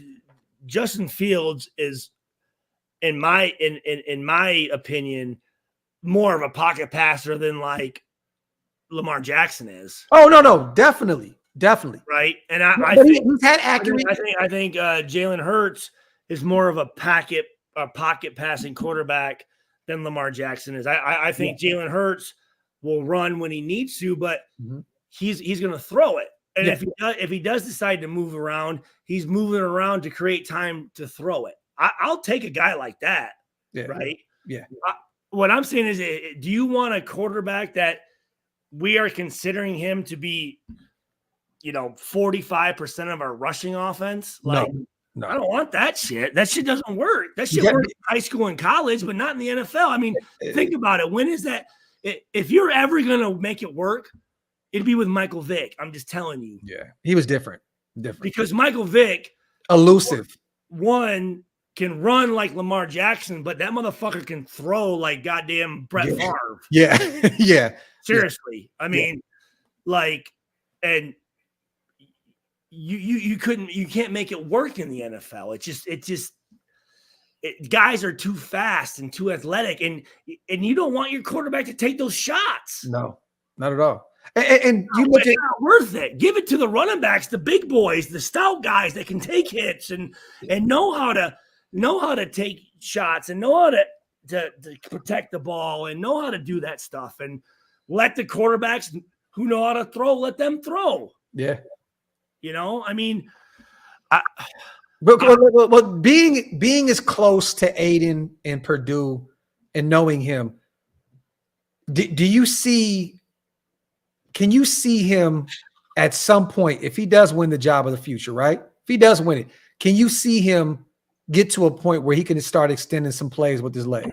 Yeah, absolutely. I want to say this because he scares the shit out of me when he runs a little bit, because it's not a strong suit. More than Carr? No. Well, you know what? Yes, because Carr would extend plays, and I'd be like, damn, wow, we need more of that. Like, we need more of that. You know what I'm saying? Like, and you don't always see it once in a blue moon, but Carr would extend plays with his legs. He would. I'm just talking about like that. A guy that doesn't need to do it all the time. But I'm also going to say this as an offensive lineman. To ask the block for a pocket quarterback and then to ask the block for a mobile quarterback, that's completely different fucking things. Yeah. Those offensive linemen, they don't want to they want to know that dude's going to be back there, and they know he's here and I know where I'm at. When they don't know where the fucking quarterback, and they're doing this and they're trying to run around, that's two different type of guys. Those are different type of guys you draft. Those are different type of linemen. Yeah. So it's hard for those guys if they don't know, all right, is this guy going to sit in the pocket or is this guy going to move around?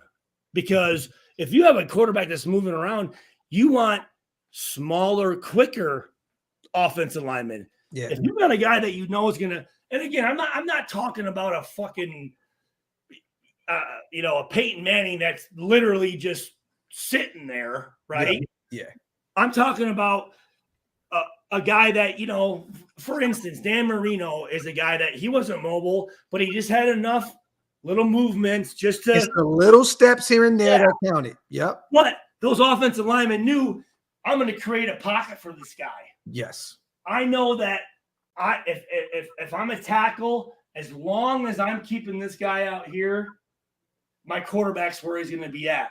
Yeah. Now, if they're going, okay, I'm going to keep a guy out here, and all of a sudden the quarterback's coming this way, they're like, what the fuck, dude? Yeah. Like, what are you doing, man? Like, I want a guy, and shout out to Income. He just said it's like Rich Gannon, a guy that can use his legs to extend plays, but can also make all the throws. You know what I'm saying? Like, and that's what's winning in the NFL right now. Still, it's the Burrows of the world. It's Josh Allen, even though he's had a down, but Patrick Mahomes, these are the guys now that have taken the league by storm, that if need be, like you just said, you drew up a whole shit with Patrick Mahomes. If you give him just a little leeway, he's gonna turn up. I'm telling you this, he's not taking the thing going, I'm about to run with this bitch. He's going, I'm gonna move around. Yep. To get these dudes to come down so I can just go bink. Yep. And look what happened with the Watson play. The Spillane bing. Mahomes sat back there, had enough time to revalue. He got up wide open. Yeah. Like, that's the type of shit I'm talking about right there. Those kind of plays that they win in the NFL in today's world, man. It's a lot different. Salute to the chat, man. Everybody is saying, Stu is goated. And great breakdown. We appreciate you guys, man. Real talk, man. Yeah, appreciate that. Thank you. He said, "I'd rather be in competition in the QB room." Yeah, I mean, and definitely, we're going to add some competition regardless of who's there. You know what I'm saying? Like, Aidan's still going to be on the roster. He's in a rookie contract. He's not going anywhere. But we definitely have to add competition to that room. But I'm going to say one thing, man, and I've said this even without Stu on the screen. I'm so proud of the kid. Week in and week out, he's getting better. You know what I mean? Like he's showing poise, the accuracy. I love what Aidan O'Connell has brought, to the table under the circumstances. I would just say this. When you watch a game, listen to what this last week, listen to Trent Green when he talks about Aidan. He's sitting there going, that those throws are this, and that poise is this, and his pocket presence is this. Just listen to the announcers who are former, most of them are pretty much quarterbacks. Just listen to what they say about Aidan. Like he's a guy that can be a really, really good quarterback. You know what I'm saying? It's just we need to build up that offensive line. We really do. Yeah. And to be honest with you, I will say this. There's talks about the Jets wanting Davante Adams to get him back with fucking Aaron Rodgers. Yeah. And I'll be honest with you.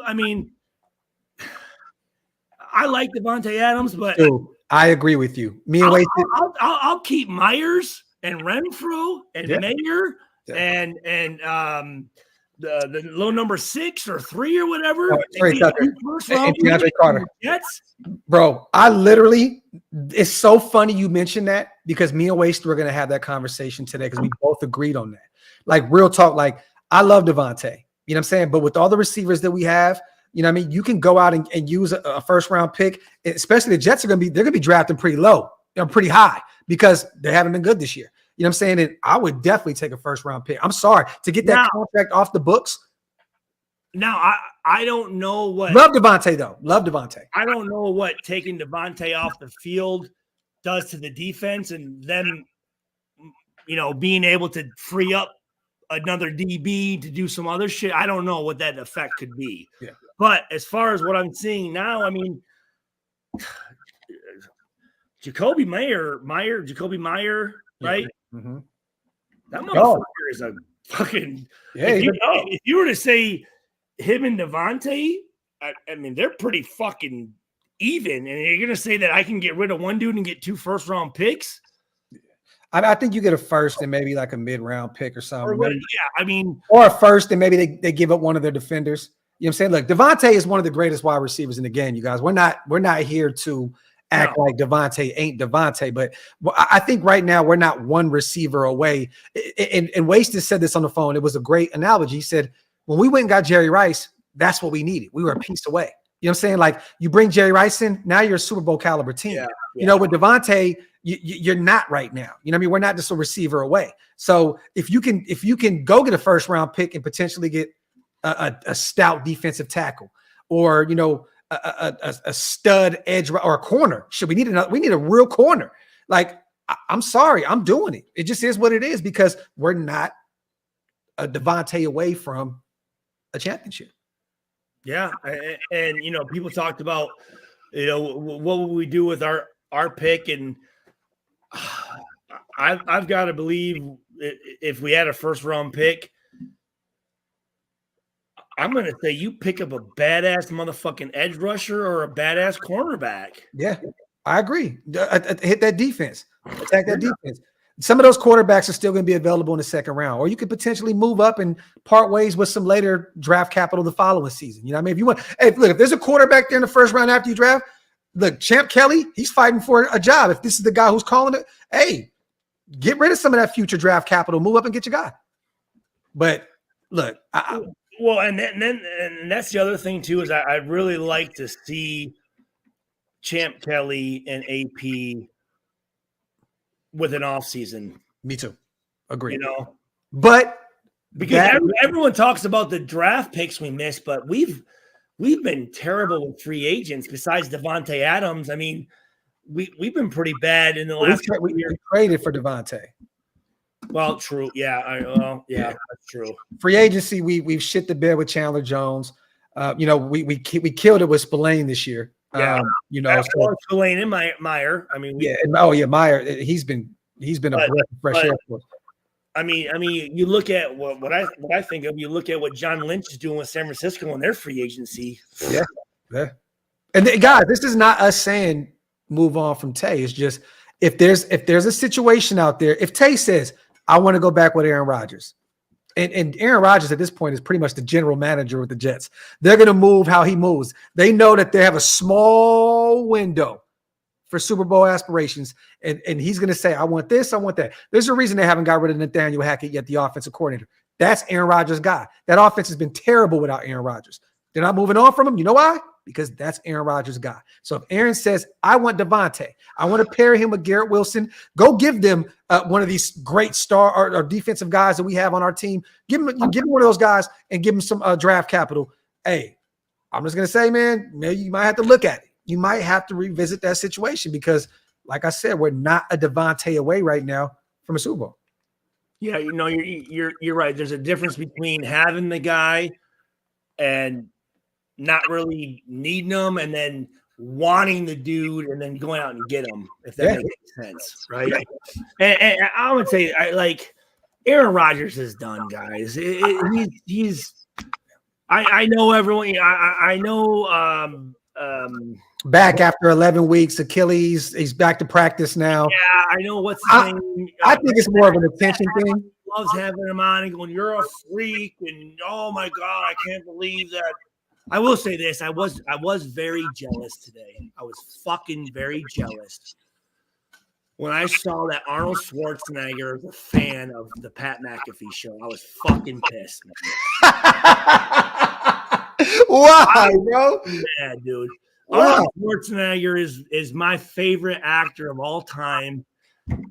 The movie The Predator was the movie that the first memory of me and my dad. My son and I love watching Predator. He said, it's like calming. I'm like calming at the gym. I'm calming. And his documentary he had that came out a couple months ago was absolutely amazing. And when I saw that, and I know in 2006, when he was a governor, he was at our game against the Chargers. So he did see me play, which is kind of cool. Yeah. But I'm like, man, this dude's over here like, Pat, I love your show, man. Like, I'm like, fuck, man. Like, he's like, hi, love the show. Get your number, motherfucker. Like, god damn it. Yo. Schwarzenegger, Schweiger, come on, man. Like, that shit go together, bro. My dad owned a gym, man. He's a power lifter. Like, come on, man. Fuck Pat. Hey, we're gonna have to work on that, Stu. We're gonna have to work on getting Arnold. Anyways, I was pretty jealous on that one. I was like, god damn it. Jorge, we'll do a show breaking down all the quarterbacks. I think personally, if I can have one, if I can pick one right now, right? Personally, I will go Drake May. I don't think we're going to be low enough to get him out of North Carolina. I don't think we'd be able to get him. I think that him and Caleb Williams would be already off the board. I think that Drake May would be the best fit, me personally. But then I'm looking at guys that would probably be available when we're there. Penix, Bo Nix, a few other guys. Maybe I'm telling you, man, JJ McCarthy is a fucking beast, bro. Hey, and if Harbaugh's the guy, this shit, he may go get his guy. I like McCarthy. I do. JJ McCarthy is a motherfucker, bro. You think he's going to translate to the next level? The guy's won in 3 years. He's lost one game. Yeah. That's crazy. And it's not that he's small either. I mean, the dude's like 6'3", 6'4", or whatever he is, 205. I mean, and that dude can run. That dude can. I mean, I've seen him make some fucking throws, man. That dude is. Yeah, he can ball. He can ball. He's good. And Penix is he's had injury issues, man. Yeah, he has. He started off in Indiana. I know Penix very well, man. Yeah, like 2 torn ACLs, right? Yeah, like, bro. He said his mid at best. Salute to Rick. Trade Adams and Jacobs and get more talent if we can. Well, you're not going to be able to trade Jacobs now. He's on a 1-year deal. He's a free agent next season. Better to have 5 B+ players than 2 A+ players. I agree with you on that second thought, Rick Glenn. But Josh is probably going to walk. If Antonio Pierce is the guy, Josh is coming back. I'm telling you that now. Pierce has made it very, very clear. Josh is their offense. He wants to run the football. Josh Jacobs is his guy. So if he's back, I think that Josh Jacobs will sign another, maybe a 2-year deal or something, right? But I agree with you in the sense of if you can identify a defensive player from the Jets, and get some draft capital, you may have to revisit that. Adams is about to be 31 years old. You know what I'm saying? Like, at some point you have to say, okay, man, like we got some young guys. We got Trey Tucker. We want to get him more involved. Hunter Renfrow still has a few years left on his deal. Get him more involved. Like, and then dude, Hunter Renfrow, the last 2 years, his body is fresh as hell. Hey, there you go. And we're finally starting to utilize him. And you see when he get, I mean, he has the ability when he gets the ball in his hand, man, that dude can make things happen. And at the end of the day, Rick, and the chat may not want to hear this shit at all, but I'm going to be real. Like, I want to say Devontae's getting, what, 70, 80-yard games? I mean, yeah, once in a blue moon, he'll put up 150, 175, 2 touchdowns, and we lose. Like, I'm just saying, like, I'd rather have a bunch of guys spread the football around and not feel like you have to put the football in his hands all the time. Because Devontae's one of those guys. I will say this. He is not the best blocker. Oh, no. But Nate, but really, realistically, bro, name some of the greatest wide receivers that have. Well, Jacoby Myers blocks. But I know that. But I'm just saying, like, the big name. Renfrow blocks. You know, Renfrow blocks. I think Renfro's like a distraction. Like you know what I'm saying? Like he's like in the way. Like it's still blocking. But I'm just saying, like, but I get what you're saying. I'm just telling you, I was all in with Devontae. I'm just saying for what we're given and what we're getting. Yeah. And mind you, I understand because our quarterback situation, the coaching situation, like, look, if we had, I mean, shit, to be real with you, bro, like we won 6 games and he had 1,500 yards last year with Derek Carr with his best friend and we still didn't win. So it's like, if we want to. Did he really have 1,500 yards last year? He had like 1,500 yards last year. God damn.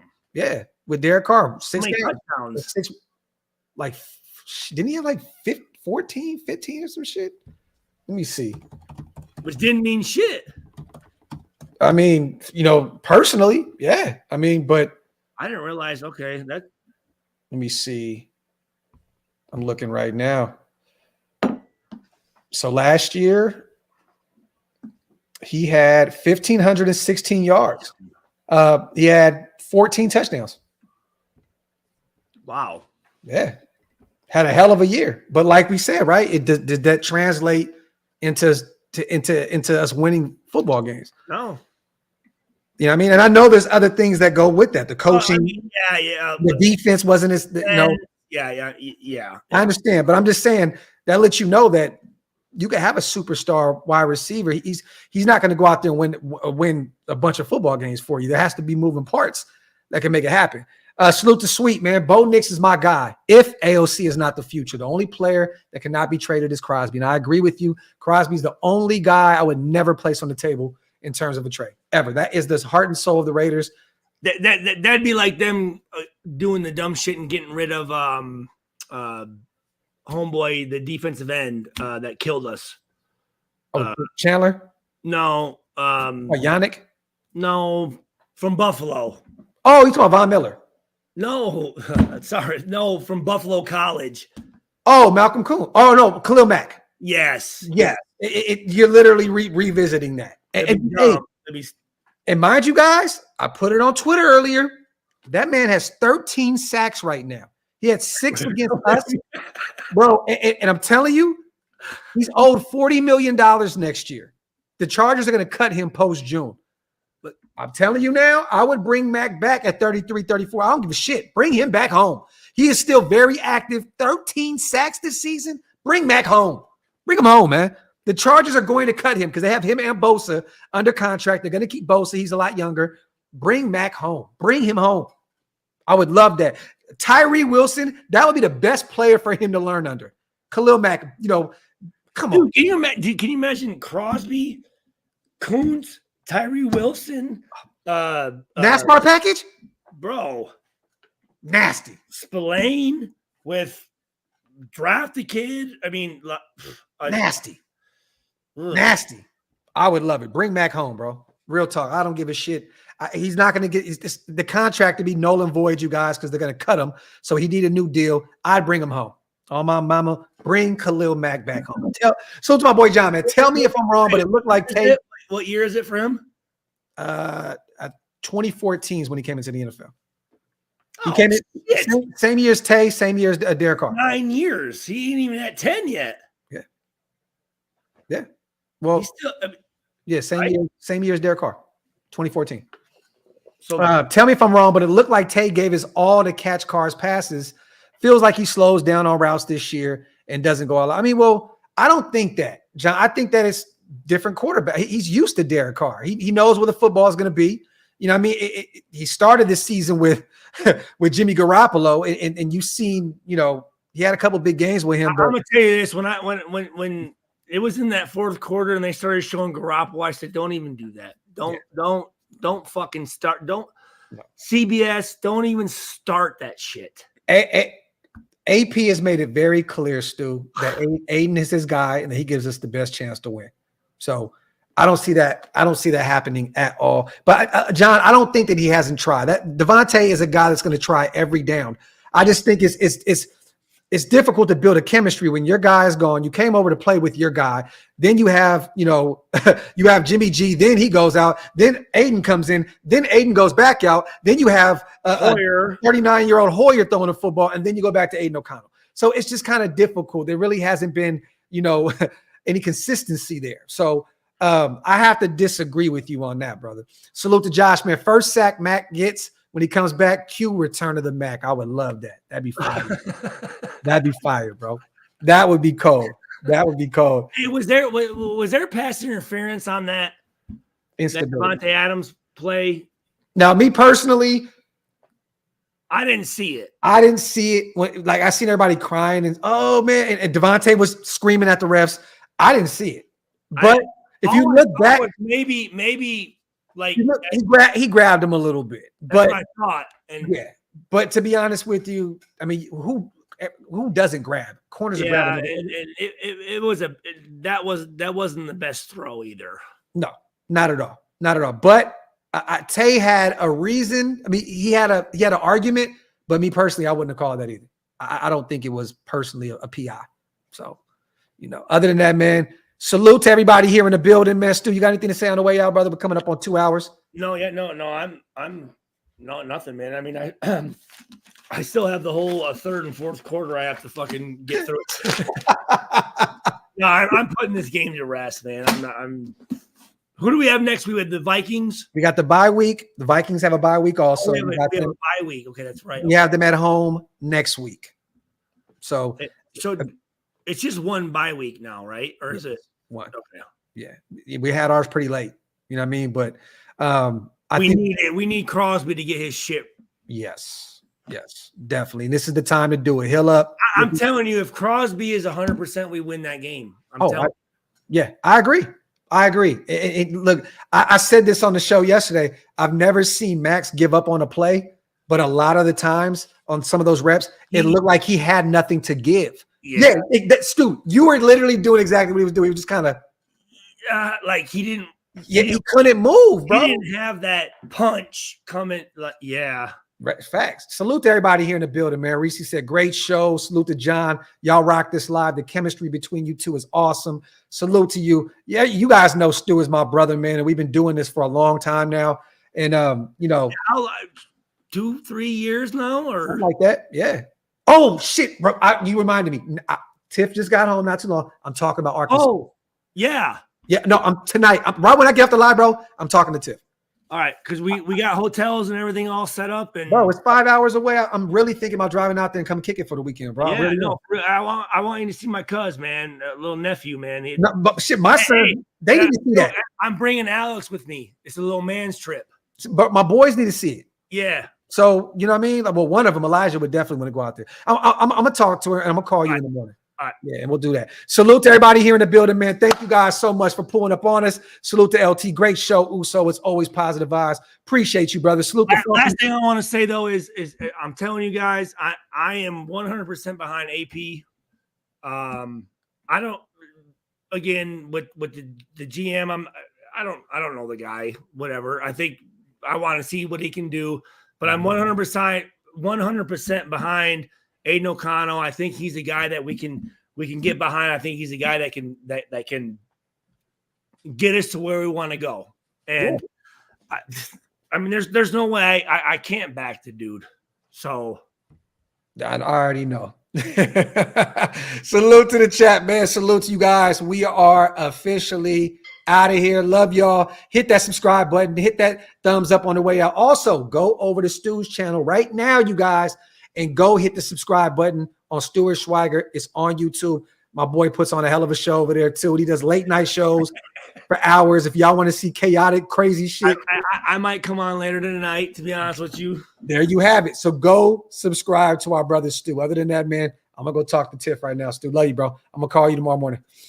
Salute to the chat. We out. One.